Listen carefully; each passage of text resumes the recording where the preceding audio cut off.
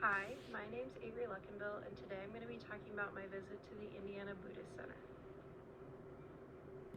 So first I wanted to talk a little bit about why I chose this community, and that's because when we were learning about all these religions this summer semester, I really found the non-Abrahamic religions more interesting to me, just because I grew up Christian, so I've learned a lot about the Abrahamic religions already throughout my life. So I found like the art, the teachings, the beliefs more interesting, and I really wanted to learn more and visit a space that practiced one of these religions, which ended up being Buddhism. So now I'm going to talk a little bit about the background of the community of this Indiana Buddhist Center. So it was established in early 2003 by Geshe Larampa Jinpa Sonam. Sorry, I probably butchered that. He is the spiritual director and resident leader at this center. He is also a Tibetan Buddhist philosophy scholar. He holds a Geshe Larampa degree, which is the highest degree available in the Gelig School of Buddhism. At the center, he will lead and direct activities like teachings, ceremonies, and he'll answer questions and requests for blessings and advice. He also has a residence on site that he uses as a meeting place for weekly teachings, meditations, offerings, prayers, retreats, gatherings, and any other Buddhist observances. This center is a Tibetan Buddhist Dharma center. It is the only one in the Indianapolis area where it serves over 1 million people. The community within this center is very diverse, as it's welcoming to people of all religious faiths and backgrounds. This community is mostly Indianapolis residents, could also be people from outside Indianapolis or those who maybe don't have a center in their area and travel further away within Indiana to come to this center, but mostly Indianapolis residents.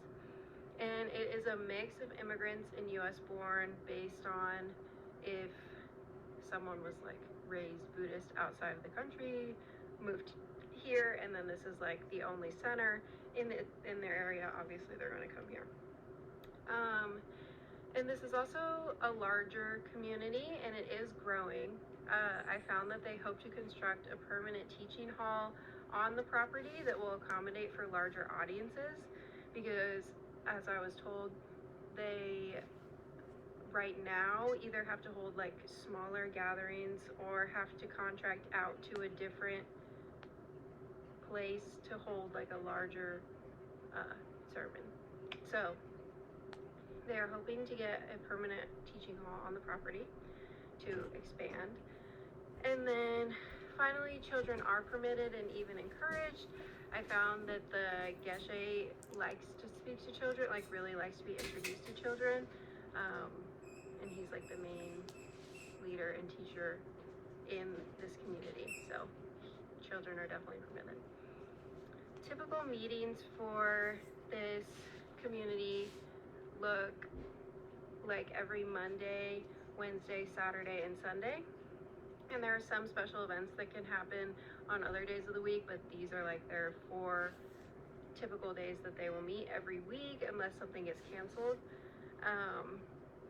So on Mondays, they hold an Intro to Buddhism class, which is really helpful because they're so welcoming to all people of religious faiths and backgrounds. They'll get a lot of newcomers.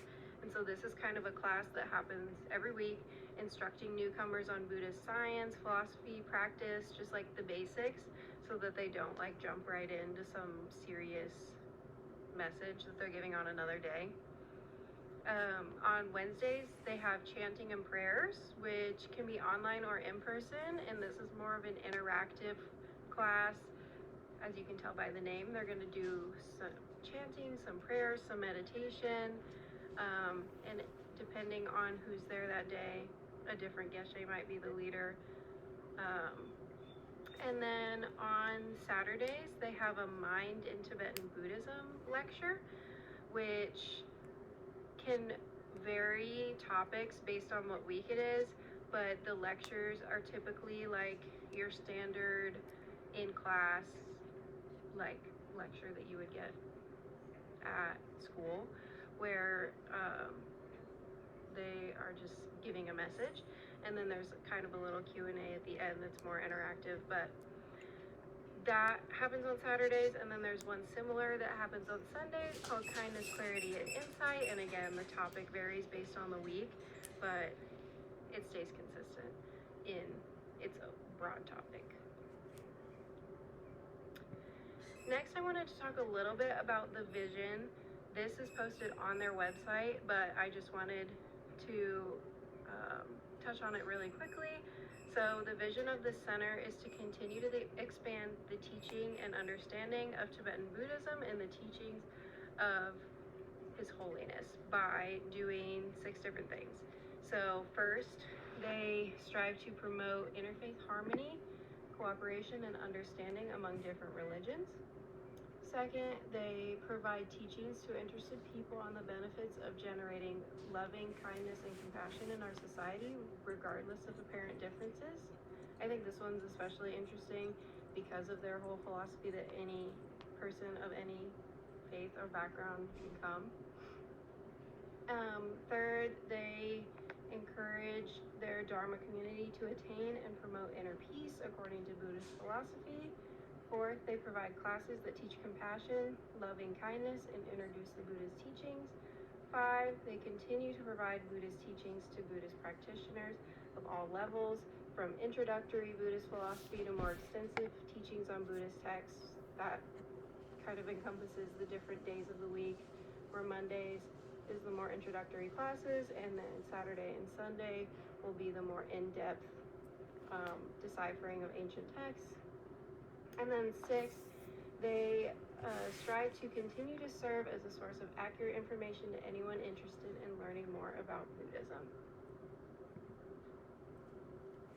Next, I wanted to talk a little bit about how their worship goes.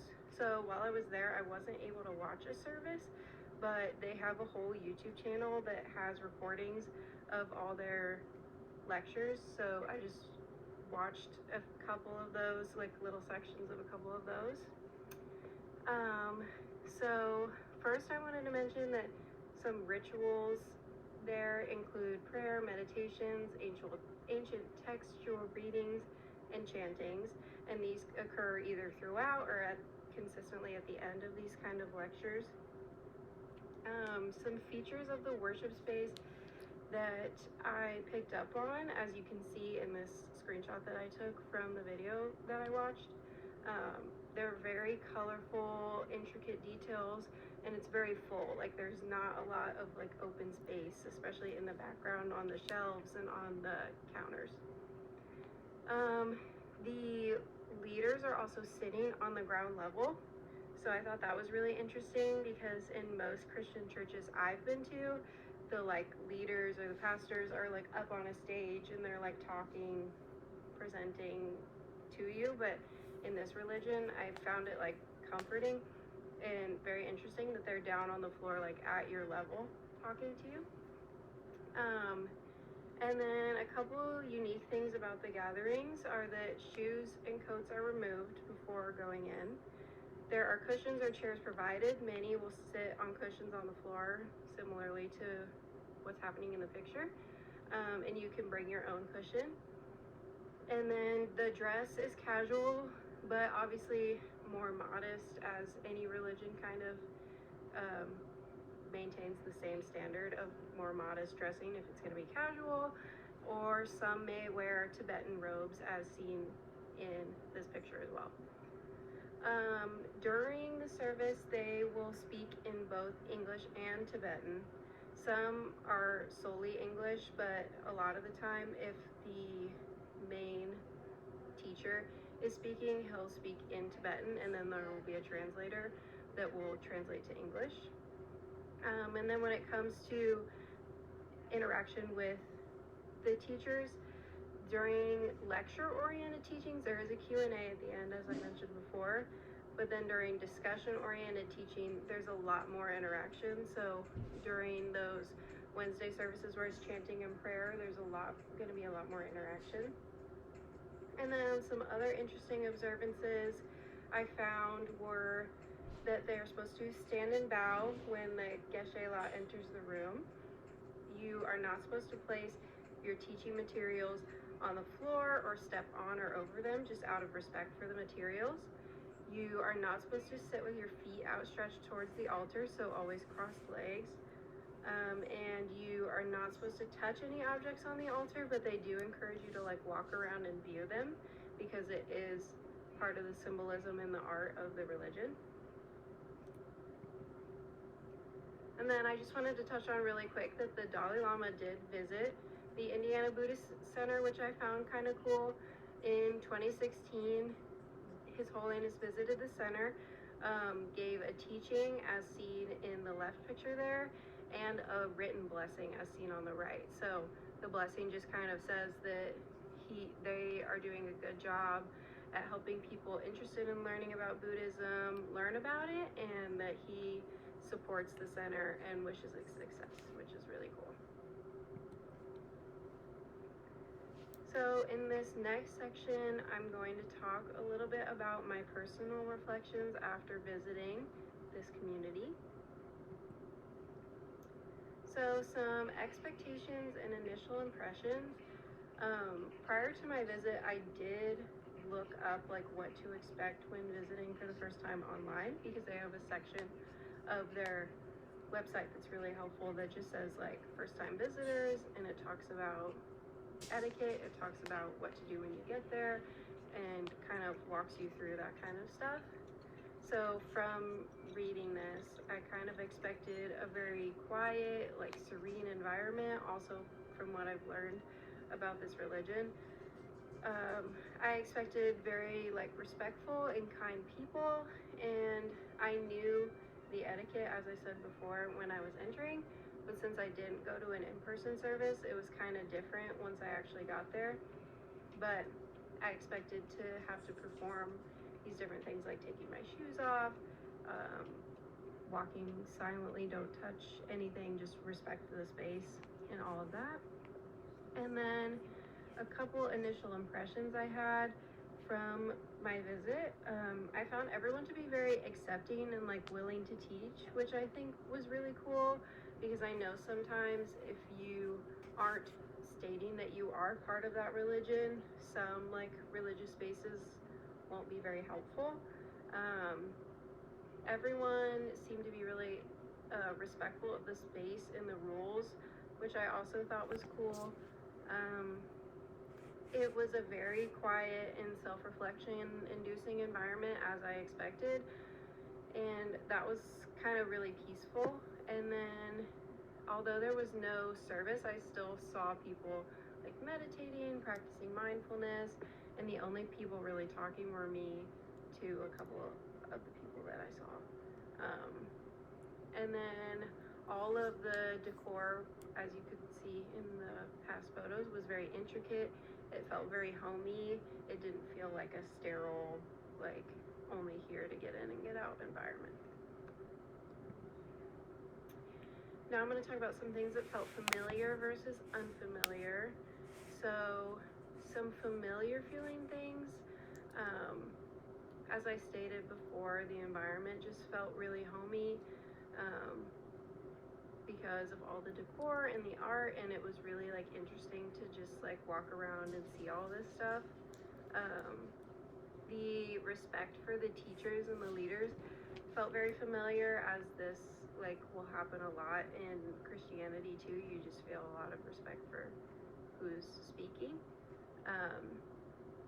Even though I didn't go to an actual lecture, the respect in the videos was also really apparent because no one was talking in the background or talking over them.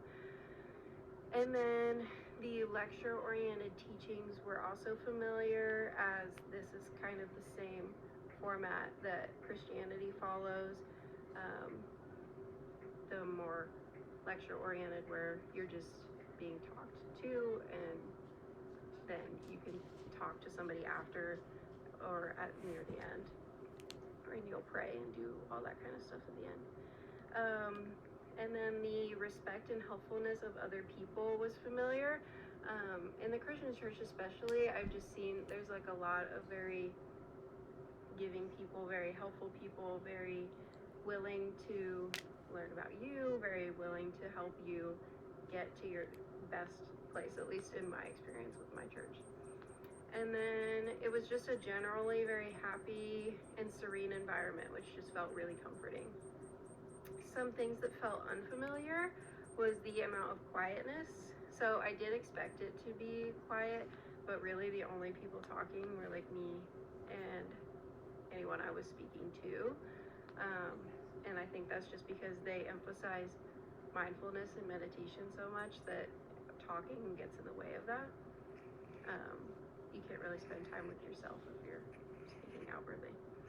And then the amount of respect just for the space and like the art and everything was kind of unfamiliar, just because we don't really have a lot of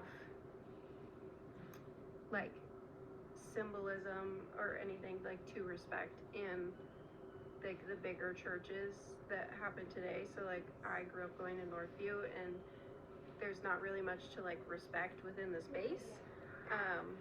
So I thought that was cool too. The lack of music was also unfamiliar, because at all these mega churches now, there's always music like at the beginning, at the end, sometimes throughout the middle. They'll do like some piano tones behind the speaking. So the lack of music was unfamiliar. It was also a very small worship space. As I said, I went to a smaller church when I was younger, but even this was smaller than that. So it just felt very like personal.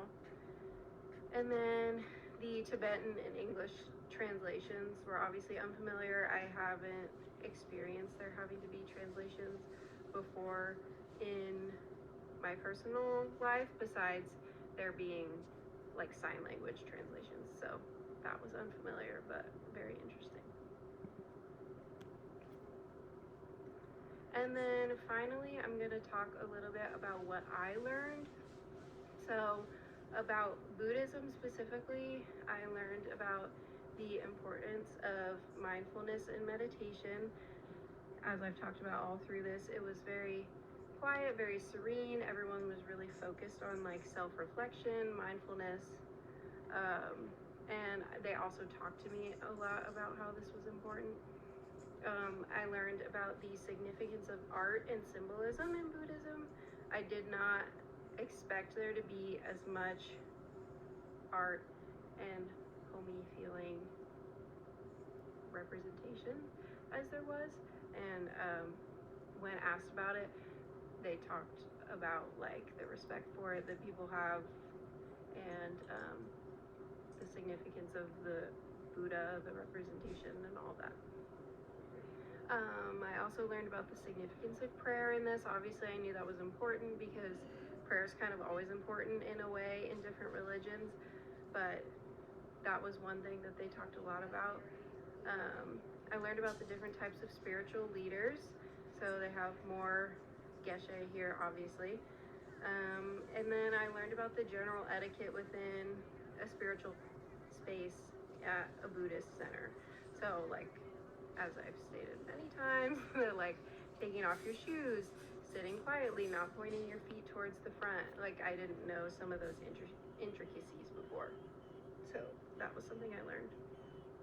And then about religion in general, I kind of already knew this obviously, but my knowledge grew that like beliefs, practices, followers can all vary greatly between religions, but can also be similar. Like as stated, this center accepts people of different faiths, so you can be one faith and still come to the center. So, but you experience something maybe completely different than what you would experience in your own religion. So the practices of like chanting, their beliefs in like multiple gods, and the followers, whatever, vary greatly between what I've experienced. And then religions I learned that religions can have the same practices but participate for different reasons. So one of these things was prayer. Like, they pray a lot in Christianity, they pray a lot in Buddhism, but you're praying two different things, four different things. And then art can be used in many ways. So here it was used a lot for symbolism, it was used a lot for respect, it was used a lot for prayer purposes. And then about myself, I learned that there are aspects of every religion that I can incorporate into my own life. So just because Buddhists practice mindfulness and meditation doesn't mean that me as a Christian can't also practice that. And then I also learned that I'd like to visit more religious communities, because I just found this experience like really eye-opening, and I really loved like the acceptance that I felt and how much I got to learn from it. So